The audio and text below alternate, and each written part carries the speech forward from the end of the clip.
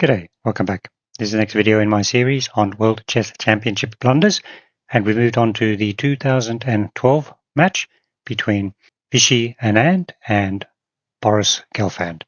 Actually, this was a very high standard game. In the first 12 games, there was just one error, which we're pointing out as a blunder, and then there were two more in the tie breaks. But we've entered that period where the standard play is pretty high, so it's a little bit difficult to find, obvious howlers. Okay, so let's quickly go to the capture screen. We'll look at the Wikipedia page first. So this is the details about the World Chess Championship. Vishy had beaten Topalov in 2010. We had the candidates tournament, a number of players. Magnus actually withdrew and was replaced by Grishchuk. And if you have a look at the lineup, Topalov, Kamsky, Gelfand, Mamedyarov, Kramnik, Rajabov, Aronian, and Grishchuk. And this is quite a surprising outcome with Boris Gelfand winning it. I mean, Boris has been a very, very strong player for a very long time, basically the same age as Vishy, and never really been sort of competing at that top level. And this was played very well, and this was his shot at the World Chess Championship. Whereas you can see the top seeds, Topalov and Kramnik, didn't even make it to the final of the candidates. Anyway, and it ended up being hosted in Moscow, and then you've got the description of the game. So that's where we're at. We close that, and you can see here that you got the match score, which I only show the 12 games, quite short. I don't like 12-game matches. It was 6-all, and then we'll get on in a sec. I've got another chart. Anand won the tie breaks 2.5 to 1.5 to retain his title, and you can see there's a couple of blocks there, but basically that's game 8 is the only real blunder we're looking at, and you can see I've loaded it up there. And this was an unusual blunder because what had happened is that if you look at the score here, you've got Gelfand had won game 7 to go ahead in the match, and then immediately blundered in the next game, and it was the shortest decisive World Chess Championship game at 17 moves. So let's have a look. You can see the position there a few moves before what's happening. We'll just go through the main line on this variation. He takes f5, bishop takes, and you can see this enables the opportunity of the forking the bishop and the knight, and then intermediate check. And now you take the knight off, and rook takes back. And you'd think that the logical move here, the best move, kind of knight g7, h4, h5, king c2. Typical continuation. I guess white considered better in this position with some attacking chances against the black king and the sort of the pawn advance and so on. Anyway, so rather than the logical move of retreating the piece, there was a fork by the g-pawn, the bishop took the knight, and the retreat the knight, and then the game goes on. We can see we're about here in this position. We got the move 13, which is the blunder. Okay, so we'll go through and work out why queen f6, right? Maybe if you want to pause the video and spend a few minutes working out what's wrong with this move. Okay, when you're ready, we come back. Okay, so and then takes the knight off, check, king to c2. We'll see why that's important. Queen takes the rook in h1. Well, all good. And if you can get away with that, great. There's only one winning move here.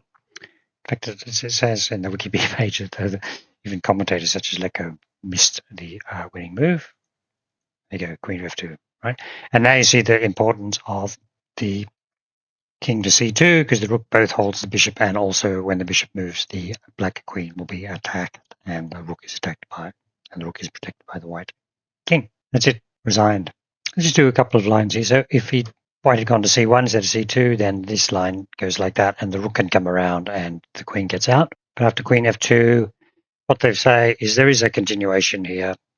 Knight c6. Black could play knight c6, and at first sight doesn't look too bad. It's 2 pieces for a rook, and black might even have 2 extra pawns actually. Plus pawns versus 7. But typical continuation is apply pressure to the f pawn. Defended.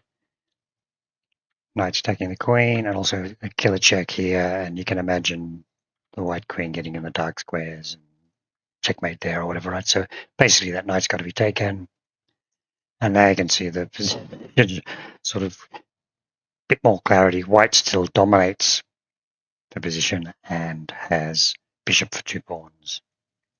Just a speculated continuation. White gets his king to a safe square.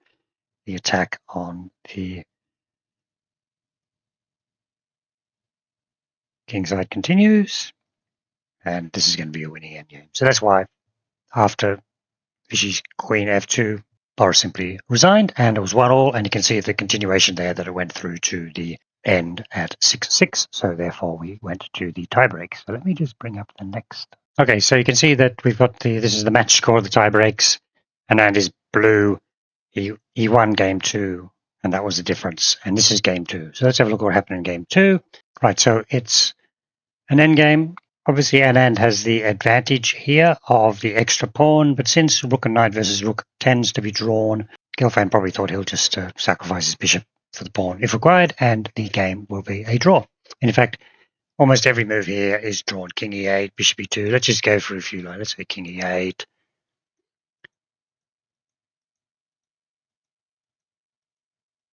Not really making any progress.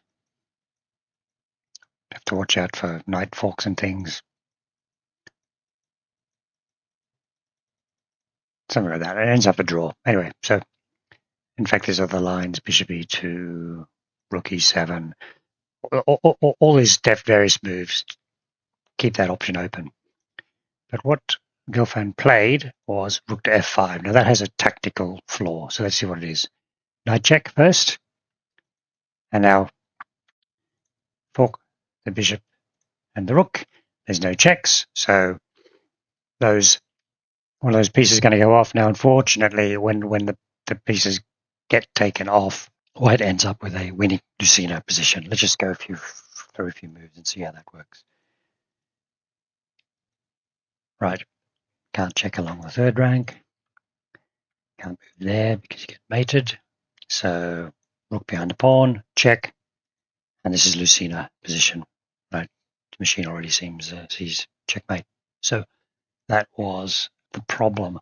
Allowing knight e6 check, and then the fork, taking off the pieces.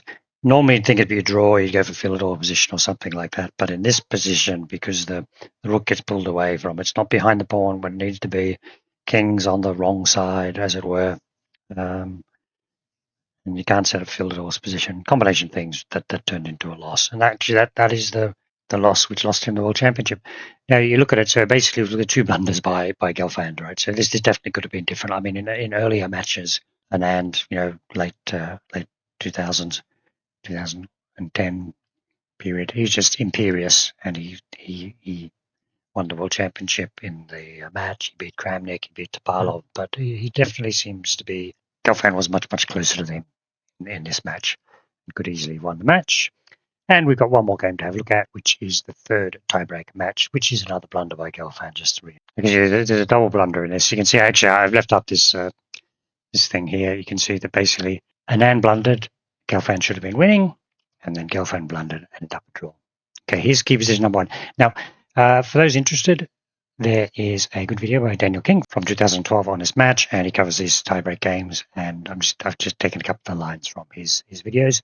And I remember watching these at the time. Reminiscent. Okay, so this position, king f5 loses, king h4 should be a draw. So let's do the king h4 line. As I said, this is from Daniel King's line. So there's a couple of lines here to think about. Okay, one of them is, okay, why don't we push the pawn? That'd be nice. Okay, and then it's really check, take the pawn, threatening to advance, threatening mate, and now you can't move across because if black moves across, white will move across and check the rook. So we've got to do a check. We've seen this in one of those endgame studies I did earlier, right? Where actually it's very neat. The rook shields the king from checks.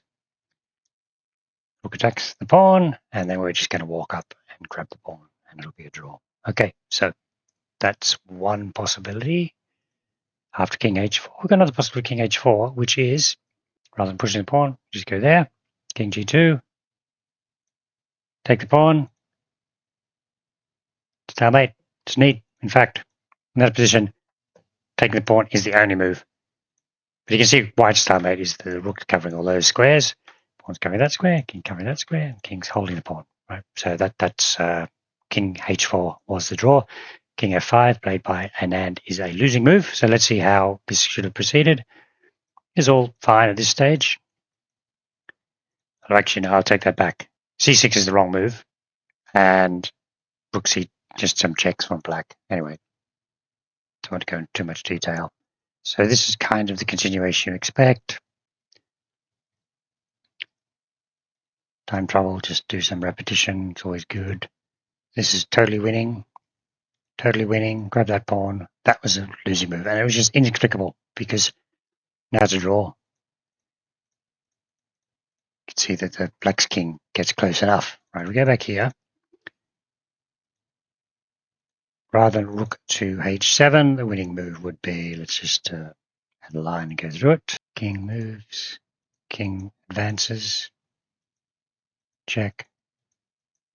King's just going to hide in there. And this is going to be a win. The problem is that that'll be win.